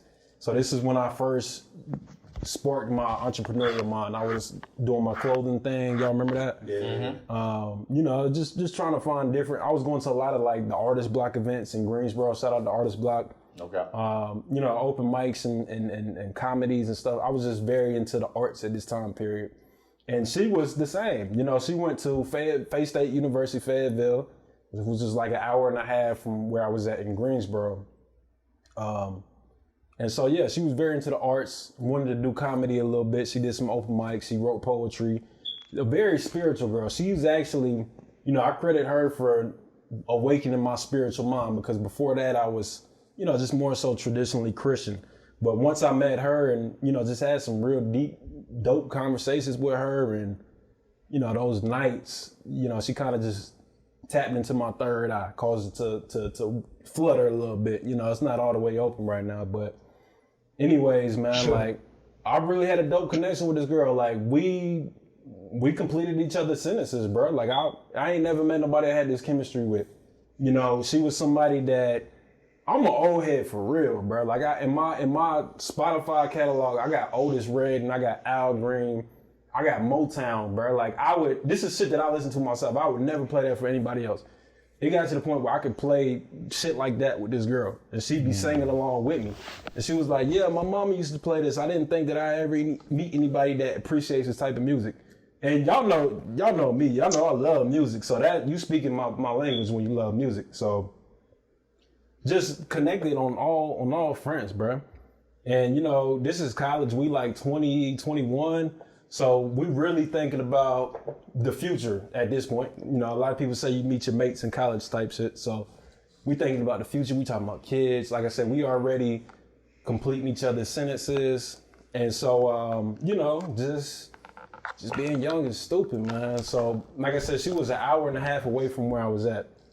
And so there was another girl that went to a school that was across the street from me. Okay, so I went to UNCG. This girl went to A&T. They almost like sister schools, like they right next to each other. A girl I had tried to slide in the DMs over the summer before me and my ex got together. And she didn't give me no play. Like I think she left me on red or something like that. And I saw she went to A&T. And I just took it. I wasn't tripping over it at the time, but I remember her. So me and my ex got together, and we had a successful, thriving relationship. I was in love with this girl, and there was a lot of strong emotions attached to it. And I was working at UPS at the time, just on my hustle, on my grind. Just working as much as I could, man. I would work like 5 to 9, and then I'd come and work like 11 to 3, like some long nights, just really trying to get that bag, man. So the girl that I said I tried to slide on Instagram, there was a girl that came into, like, in UPS, there's stations, right? So there's a belt. All the packages come through on your station on this belt. You probably got like 10 trucks here. So the truck's back into the little platform here. You lift it up and then you got 10-foot trailers and 20-foot trailers, I believe. So the 10-foot trailers, they have like this ramp that slides, almost like a conveyor belt ramp that slides the packages down and into the truck. 10-foot truck, you can see the back of the truck. 20-foot truck, it's a big ass truck. You can't really see the back of it. So if you got 2 people in there, you really can't see what they're doing. So, this new girl that, she came to the belt and she was cute. She was thick. She was bubbly. She was attractive. And I was like, damn, like, who was that? And I saw one of the guys I was cool with on the conveyor on my belt, my station. I saw him talking to her. And so I was like, I just, at that time I was being faithful and being loyal, which I am. But, so I wasn't tripping on it. I was just like, who was that? She looked familiar. He's like, yeah, that's, so-and-so. She go to A&T. I was like, A&T, huh? So then I started piecing the puzzle together. I was like, oh, so that's old girl I tried to slide on over the summer. But like I said, I was in a relationship, so I wasn't doing anything. I was just, doing my job. So I just noticed, like, you notice when a girl is into you, the eye contact, all the extra shit they be doing. So I started noticing, because I would talk to him sometimes and he would be with her. And, I just be like, hey, what's up, whatever. And then I'd just be talking to my dude. And I just noticed, like, just shit she would do, just laughing at shit that wasn't funny, started getting physical and all that. And I just finally had to tell her one day, because she started working with me in trucks that I was in. And I had to tell her one day, well, I'm actually in a relationship. I have a girlfriend, and, we can't do this, because I already know where it was going. I was like, we can't do this. So she took it at first. She was like, okay, I respect that, damn, that's crazy. You so cute. And then that's when I told her, like, well, I tried to slide on you over the summer and you didn't give me no play. You left me on red. Oh, you much cuter in person and all this shit, right? So I was like, okay. So I knew, like, I could do some shit with that. But like I said, I was in a relationship. I wasn't stunting that because I was in love with my girl. But women have a way of getting what they want when they want it. So, bruh, like, it just got more physical and physical as it kept going on. Like, this the type of girl that, like, one of them girls that, you know, girls that just, like, start twerking, like, out of nowhere. Like, just doing wild shit. Like, she like one of them girls, right? It's 3 o'clock. Hey. Right, hey, I'm about to get out. Hey, that type of girl. Me up, bitch. Right, that type of girl, right? So she would do shit like that, and I would look, I'd be like, damn, that shit look good. Like, and I did want it before. I remember you, because the thing is, bro, I remember you talking to me about it, bro. Like, yeah. Shorty I did tell you about it before I did. Yeah, Shorty was right, bro. No cap. Like, Shorty was, she won't know, like, run. At least you didn't fuck up. You know what I mean? At least you didn't fuck down. Yeah. You know what I mean? Or fuck up. You know I did fuck up. Yeah, you fucked up. That shit, but you know what I mean? Yeah. The point what I was saying was Shorty was crazy. It wasn't like you fucked up with an ugly bitch. Yeah. So, bro, she would do shit like that. Like, we'd be working in the truck. We'd be working like a 20-foot truck, like the ones that you can't see the back. So I'm stacking the packages, right? Bro, I turn around, she pour her titties out and just have them just out. I'm like, girl, like, come on now. Like, you know I got a girl, I'm trying to work. And I told her, I was like, you know I got a girlfriend. She was like, I know, I don't care. I was like, what? See, when she said that fucked me up. Because I was like, oh, okay. So I can have my girl and I can have a girl on the side.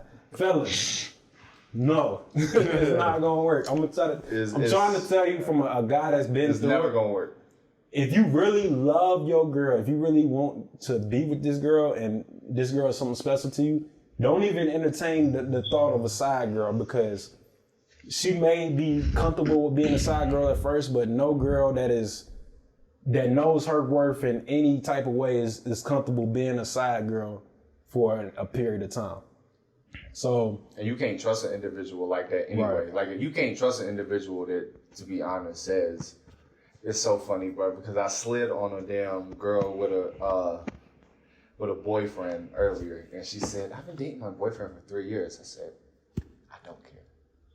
You know what I'm saying? So, typical nigga. It's crazy that I'm saying this, but, you know what I mean? I'm single, by the way. Let's put that out there.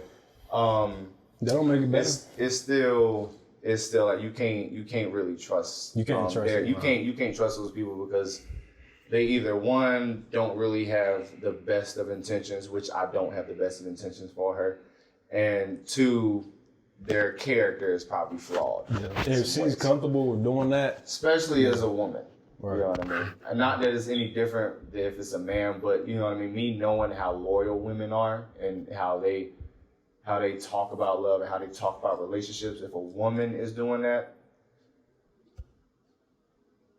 yeah, I mean, that says something, yeah.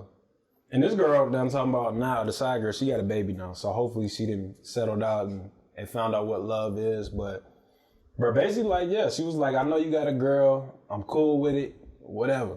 So, you know, we started working together more. She was like, bro, we be in the truck, she be pulling titties out, she be just throwing ass on me and shit, like, just like pulling on my shit, like just doing crazy shit that I'm gonna be honest, I couldn't resist it after a while. Like, my girl's an hour and a half away. She doing, you know, shit, very provocative shit that I couldn't withstand for a while. I'm seeing my girl like every weekend, but I'm working with this girl every week. Then it gets to the point we're doing doubles. So we're working, you know, like I said, 5 to 10, then 11 to 3, 4 in the morning.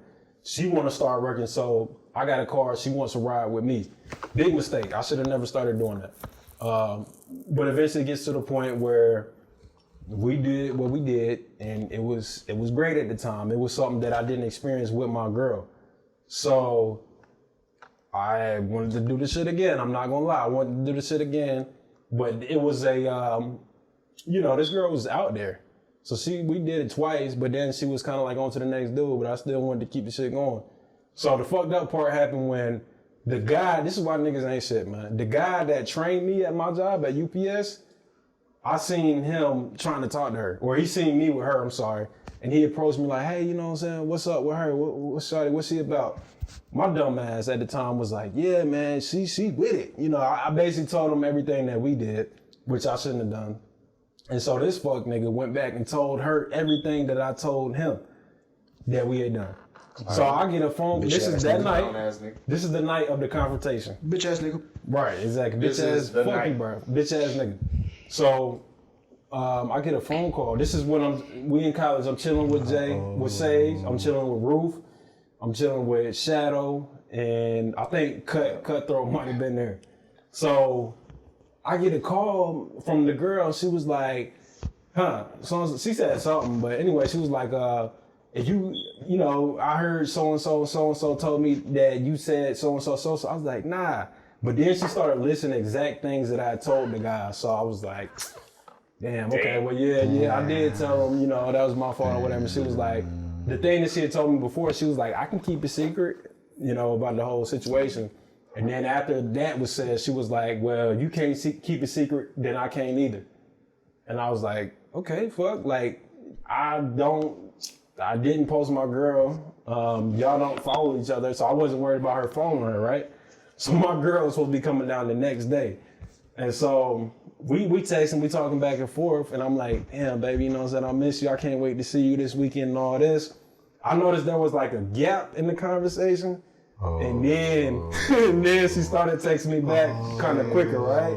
She was like, yeah, I can't wait to see you. She put like emojis in there and stuff. And I was like, oh, she excited. Like, she can't wait to see me. Bro. I'm at the crib with the homies. It's like, how many of us was it that night? It was probably about 4 or 5. It was a whole gang was there, but I think the gang was on deck. Maybe Cut won't there. Maybe. Okay. But like the whole like 4 gang. or 5 niggas. And we all big niggas. Like, even the short niggas, y'all work out, so y'all good. Damn, that nigga a big ass shoulders, bro. He's short, but he's swole. Bruh, so tell me why, like, okay, so I got off the phone with old girl.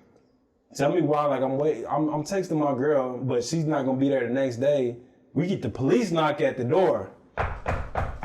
The police? The police knock. Nigga, you know the police knock. And I'm like, who the fuck knocking at our door? And I think we had... Oh, it ain't the police. Okay, I'm thinking like... right. But you remember that knock. Right, it was a loud true. knock at the door, and I'm like, I think we was drinking at the time playing the game. So I'm like, and I made the comment. I was like, nigga, is that 12? Who the fuck is knocking? Because I think we were drinking or smoking or some shit. We weren't smoking. What you talking about? We was having a good time. Oh yeah, we was having a great time. Yeah. And I was like, oh shit. So I was on the sticks at the time. So Jalen went to answer the door. Jalen's a big nigga, so I was confident that nothing was gonna happen. I was like, he got it.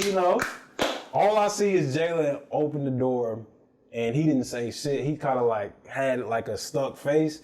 And he stepped back, and I was like, I saw him step back, and I was like, what the fuck? Like, who at the door? Bro, tell me why. Tell me why. He came in that motherfucker on 10, bro. Oh my God, it was like a Jerry Springer show. Bro, oh my tell me why, God, right? bro. Let me finish the story. Tell me why I see my girl come in, right? My girl wasn't supposed to be here till the next day. My girl came in, her 2 roommates that I knew was right behind her. I'm like, okay, when I see my girl, I was like, you here a little early. Then I seen the 2 roommates, and I was like, like, why are y'all here? And then I think it was another girl or 2 other girls come in. Dude. And then it was the side girl came in last. But she had the most. Because when all them other girls came in, I said, oh, Coop done playing of the night. We about to fuck these girls. I'm thinking it's a night. I'm like, oh, okay, that's what this is. Bro, we about to get fucked up. Well, they thought they was gonna fuck us up. Then when they saw a bunch of niggas in there, that wasn't about to happen. But basically, bro, it's like 5 to 6 girls. The side girl coming in, and she got the most devious, evil smile on her face. Ooh. And I was like, fuck, I done fucked up. Like, wait. The side girl was in there too? The side girl came in last. Yeah. I didn't know that. Okay, let me listen. I was like, I done fucked up, goddamn. Okay. All right, so I'm in like, you know how like when too much shit happened at one time, you just kind of like. You like kind of sit, you just like. Yeah, you don't exactly know what to do. I was kind of like, all right. I'm just taking it in at this point. I was like, shit, I done fucked up. All my niggas here.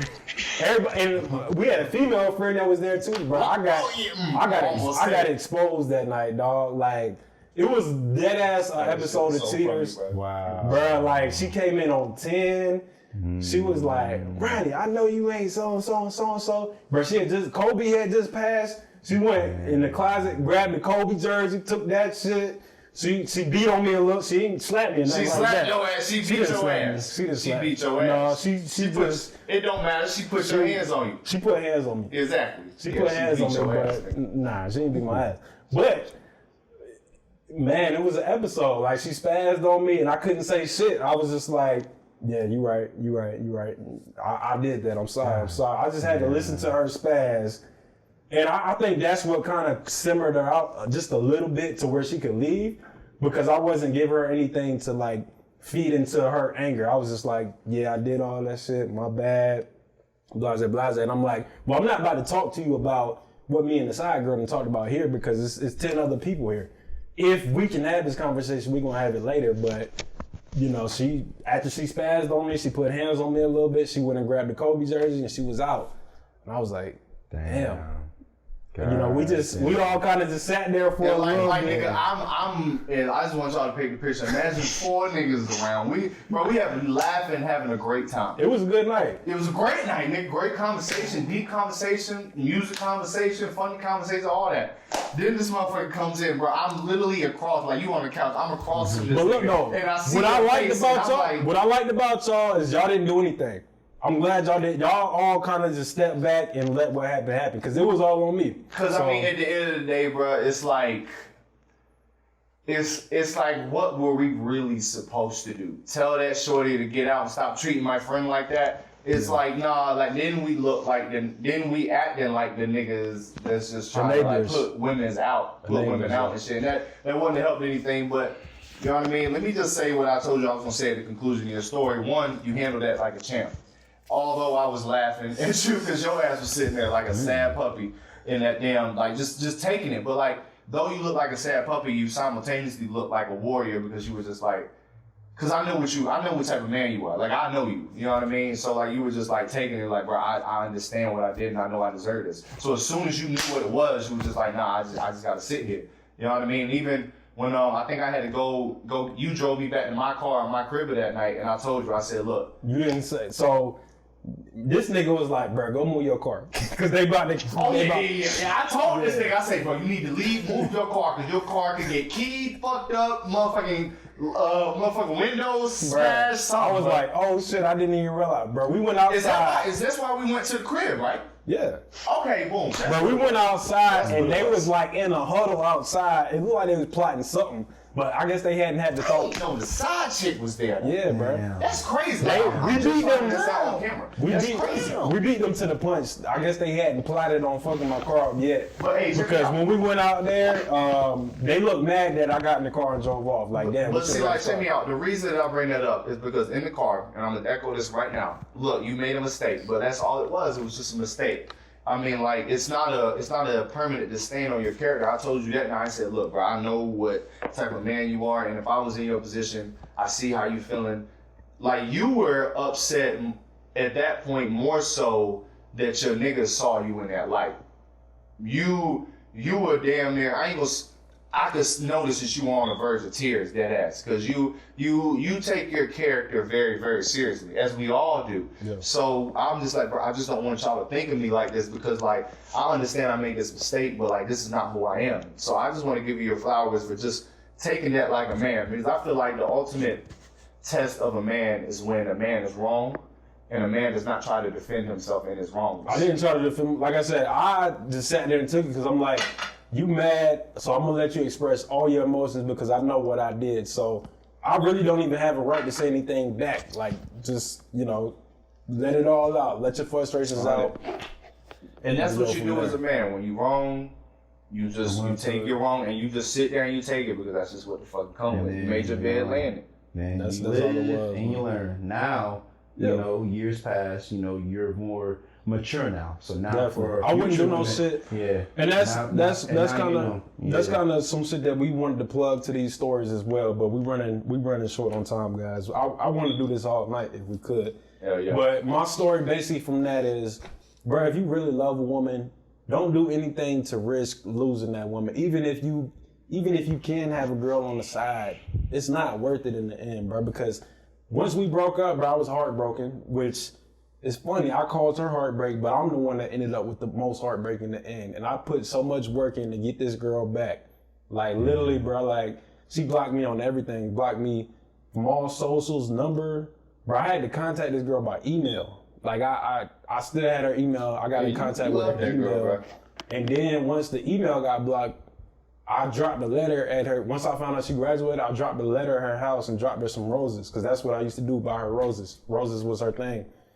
And once I did that, I heard a response back, and we kind of worked it from there. But by that time, she had changed. That's what I said earlier. Like you were in love with who y'all were, but if you do something like that, that person more than likely will grow into a different person from that experience. That's why I, you know what I mean, I don't even think about getting back with my exes, because it's like, I mean, you probably a different person. Or a person that might not have synergy with me. You know what I mean? So it's funny what, you know, like pain and trauma can do.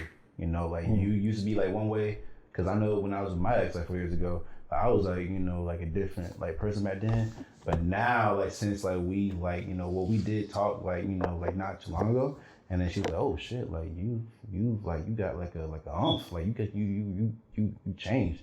I said, yeah, not like a boy no more. Yeah, and then she changed too, because like she was like more, you know, like, you know, very feminine, and like when I was speaking to her, like I was expecting like, you know, like a loud like, you know, woman to like just like no. She was calming the fuck down, and then I had to like double here. I said, yo, like is this the you? Same girl? Like, yeah. hey, like is people change, man. Like, people change. You on your positive shit, but yeah, you was just saying fuck white people like not too long ago, but now it's like you on some let everybody shit.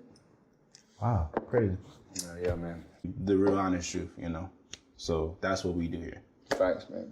So I end this story segment by saying rest in peace to a woman that I loved. She passed away not too long ago, and R.I.P. To the sky and higher. So this kind of helped me understand, you know, the difference between being in love and being in love and loving somebody. I love this person, and I ended up cutting this person off before it got too serious. So you know what I mean? But see, the thing about that is that love kind of lingered on through, you know what I mean, just, you know what I mean, us knowing each other up until the time that she ended up passing away.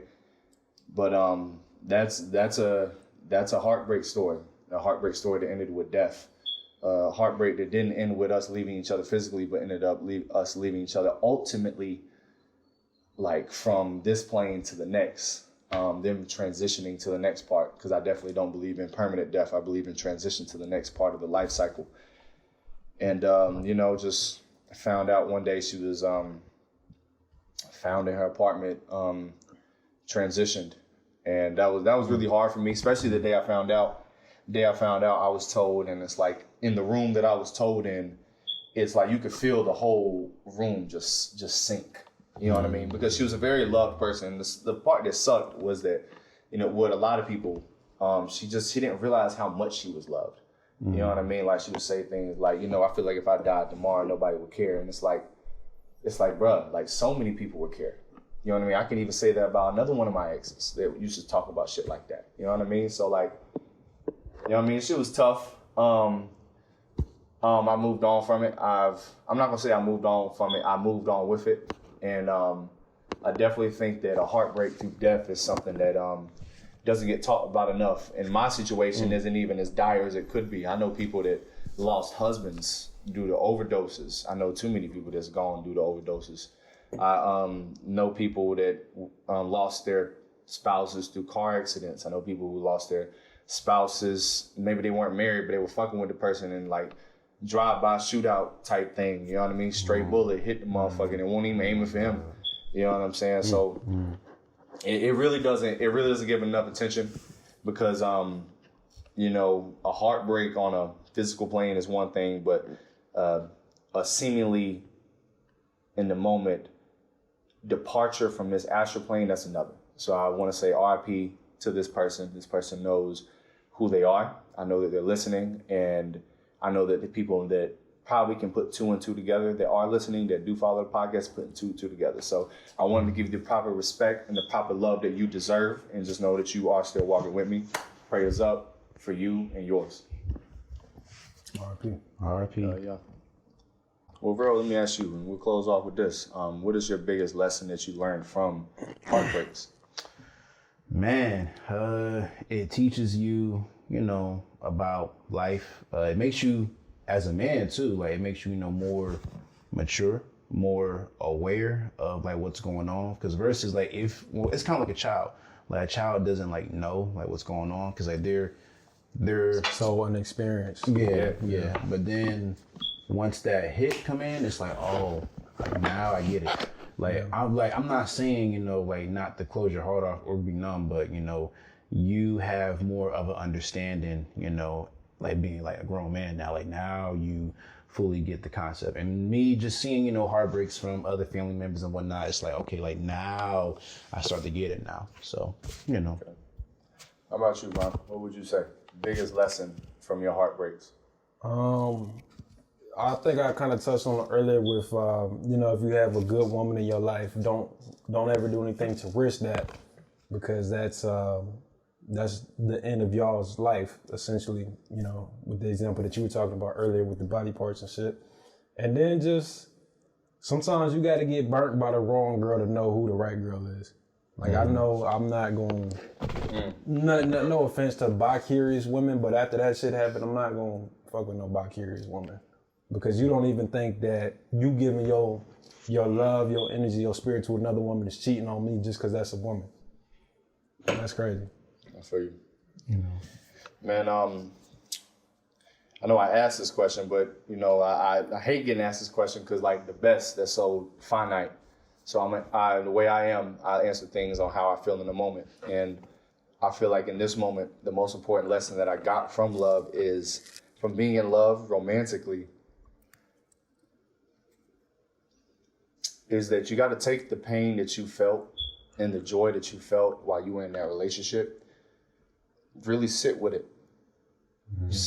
Sit with everything. Sit with the shit that you went through leading up to falling in love, to being in love, to from the decline of love, and even the aftermath, the heartbreak.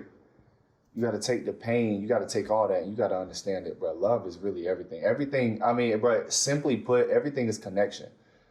We are nothing without the trees. The trees are nothing without the earth. The earth is nothing without the sun. And the sun is nothing without the shit that made it up and the things that powers it up. And everything that powers the sun up is nothing without the shit that made it. Everything is connection. Everything is a relationship. Everything is love, because love is what brings a relationship together in the first place. So I like to look at life, and whenever problem we talk about on the podcast, whatever dilemma comes up, I look at it first through the lens of a relationship, through love. Because at the end of the day, it's the same. It's the same thing. The same thing that you go through in your relationship is the same thing that's going on out here with humans, with every problem that we have, with everything outside of humans too. So just understanding that love is life. Life is love, and there's no separation from anything. Shout out to your shirt, man. Yeah, well, I appreciate the support, man. Yeah, this made, man. We working on our t-shirts designs. I Am Royalty. We ain't a full operation yet, but we working on designs, trying to get some equipment in. So appreciate that, man. Appreciate that. Hey, man. Shout out to all the lovers, fellas. If you got somebody special in your life, take her out for Valentine's Day. Give her a good time. It's one time a year, bro. It's not that bad. It's coming. She's looking forward to it. That's like taking Christmas from a kid, man. Just give her a special day, make her feel appreciated, and she'll make you feel appreciated. Yeah. She'll fuck you. You know what I'm saying? But to me, bro, honestly, Valentine's Day is the same single or dating, bro. You can do the same shit. You can go to a bar, you can go to a costume party, you can throw a little shindig at the crib, you can be alone if you want. You can do whatever you want in a relationship that you can do with your single. You can still do the shit that you would get in a relationship. You can do that as a single when you're single. You still do single shit when you're in a relationship. It's just the only difference is, you know what I mean, if commitment means anything to you, you gotta commit to that person. So bro, enjoy your Valentine's Day. Yeah, a relationship is a commitment, man. It's special days. It's y'all anniversary. It's Valentine's Day. It's birthdays. These are certain days where you're just gonna have to make your partner feel special. That shouldn't be an issue if you really love your partner. if you a real man, it ain't no issue, nigga. And if you a broke man, nigga, you better make something work. Hustle. But with that said, thank you for listening to another episode of Peace of Mind. I am King Sage, King with a J. You can follow me on Instagram at KJNGSAGE. Follow the podcast. Also, I have, like I told you, I got shirts in the making. I am working on publishing a book. I am working on you know what? I ain't gonna put everything out there, but we got some good shit going on. I got this damn Zinfandel in me. I'm a little faded. So, you know what I'm saying? Tap in with the kid.